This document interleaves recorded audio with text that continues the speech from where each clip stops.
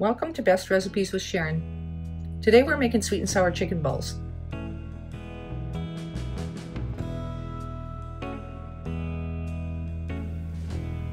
Now I have all my ingredients pre-measured and ready to go, including I've chopped up about 4 chicken breasts into bite-sized pieces.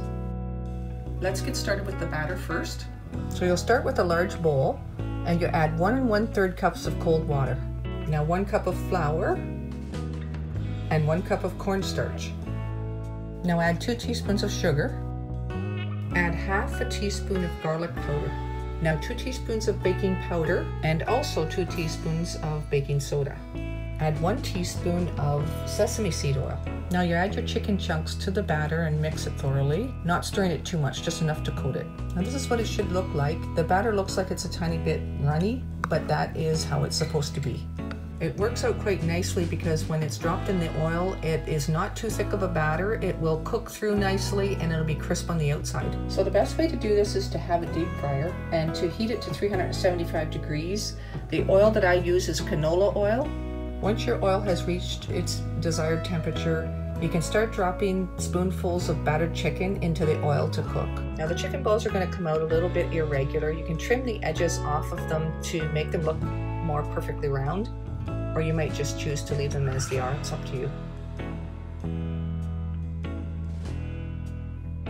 Now for my sweet and sour sauce. Take out a saucepan, add 1 1/2 cups of cold water. Then you add 2 cups of brown sugar, half a cup of white vinegar, 2/3 of a cup of ketchup, half a teaspoon of garlic salt. Mix it all together.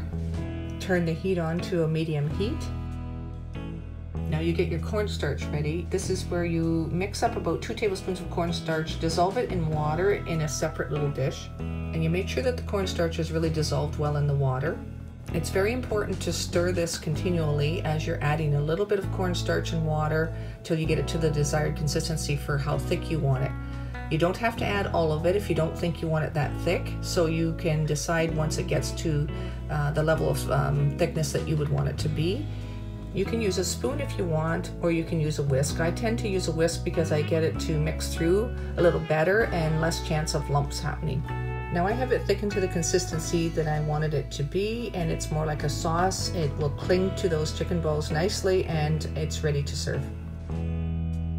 Now that I have shown you my recipe for sweet and sour chicken balls, I hope you enjoy it.